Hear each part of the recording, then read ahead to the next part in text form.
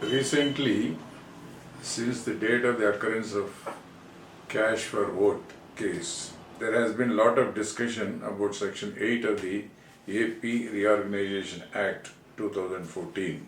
A lot of interpretations have been given in respect of this section, and particularly by the AP government and its ministers.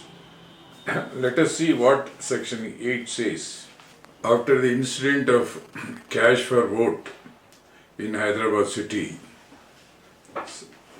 there has been a lot of discussion about Section 8 of the Andhra Pradesh Reorganization Act, particularly from the people hailing from Andhra area and more so from the responsible persons of the Andhra Pradesh government.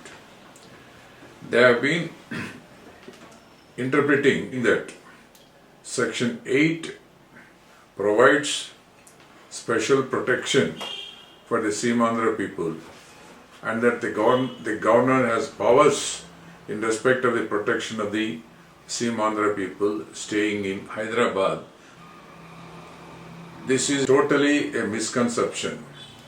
Actually, Section 8 provides for special protection in respect of all the people who are staying in common capital area.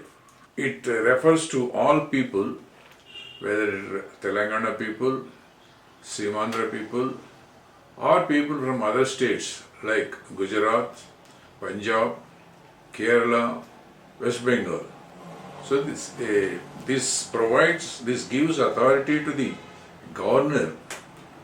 Rather, a duty is prescribed on the governor to ensure special protection for all the people who are residing in the capital area, common capital area.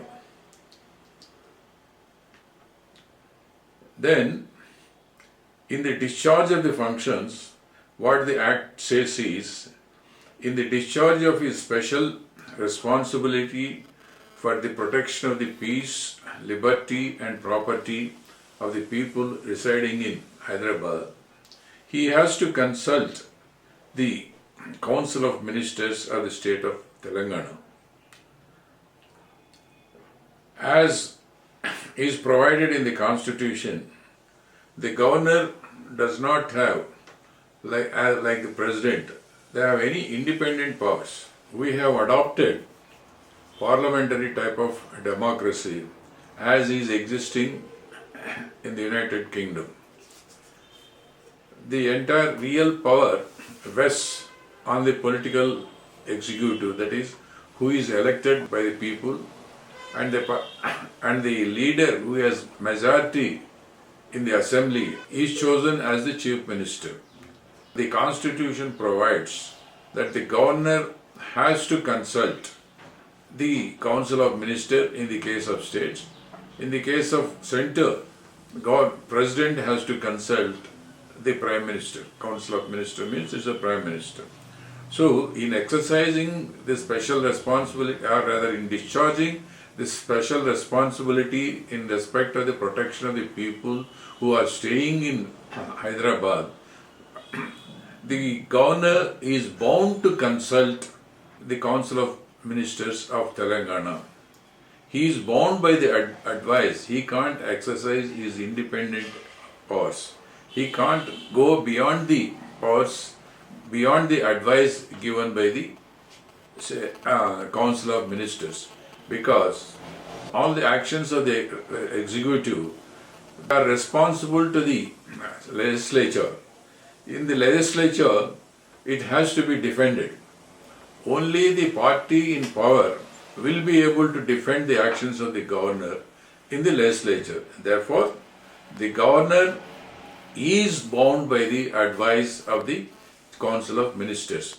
Only in certain categories, the governor can exercise his discretion and act independently, like declaration of emergency, or recommending for the declaration of emergency, or financial emergency, or giving sanction for prosecution of his chief minister, or in deciding who is having the majority in the assembly.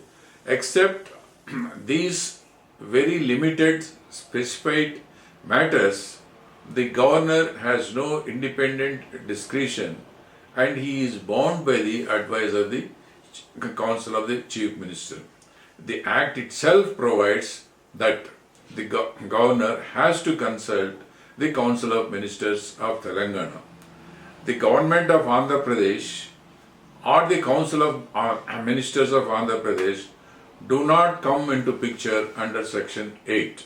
Therefore, the claim of the Andhra government that they have a role in the administration of the common capital Hyderabad is a misconception and misunderstanding of the provisions of the Act as well as the Constitution.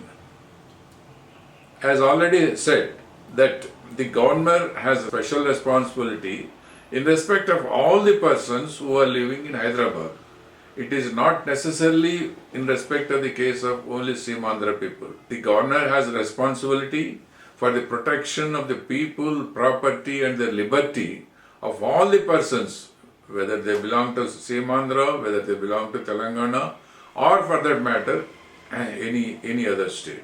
Claim of the Andhra Pradesh government that they have a special claim over the common capital area is a misconception, and it has no legal validity.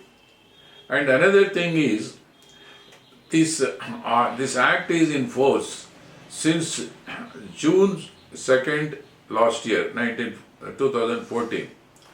No incident requiring the governor to exercise or the discharge of the powers given under the Act, that is, for the protection of special responsibility in respect to the people who are residing in common capital. There was no occasion, nobody has complained that they are being discriminated only for the reason that they belong to a particular region of this country. There is no discrimination either from among the people who are residing in this area or from the government saying that they are treated differently or that their life, liberty, personal liberty and property is not secure. Just because a case has been booked against some persons who have committed offences under the Prevention of Corruption Act doesn't mean their rights as contemplated under Section 8 are violated. This issue has never arisen last 1 year, and the special protection what the governor can give is only in certain circumstances where the life, the property or personal liberty is threatened, but not in respect of criminal cases. Nobody can claim any freedom or any liberty, any license to commit crimes as they like. If the people commit crimes, they have to be proceeded against under law, and they have to be punished if the offences against them are proved as per the law by the courts. But merely because a case has been registered or a person has been caught for committing an offence, that does not give rise to a clamour for asking for the implementation of Section 8 or that the governor should take care of them.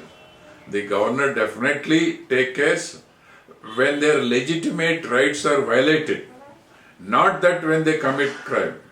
So far, there was no such occasion, and they have not been able to point out a single occasion where even if the governor has any rights under this act to exercise those rights. All that they are referring to is this cash for vote case only. He assumed for the purpose of argument that Section 8 gives special powers to the governor.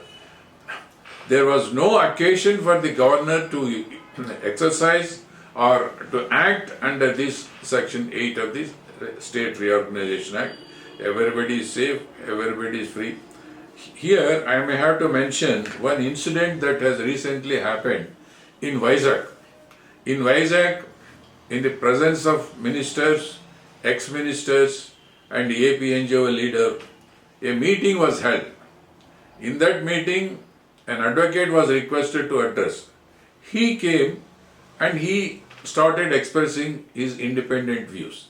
But unfortunately, the other people could not tolerate the dissidence expressed by him. So they became very violent and they attacked him and they beat him, and as per the reports of the press, he has received some injuries. So, in Vizag itself, in the presence of the ministers and ex-ministers, a person has no liberty, has no freedom to express his views against a particular subject. So there is lot of intolerance in that area. People are intimidated and people are afraid to express any opinion against the ruling party. In fact, the governor has to concentrate what is happening in that area and he has to take special care to see that all the people living in Andhra area, their personal liberty is not affected and that there is no violence against them. Regarding the powers of the governor, the Honorable Supreme Court in AR 1974 itself has decided what the powers are. This is a decision rendered by 7 Honorable Judges of the Supreme Court in the case of Shamsher Singh versus State of Punjab, reported in AR 1974, Supreme Court 2192. In paragraph 57, the Honorable Supreme Court has concluded as follows. For the foregoing reasons,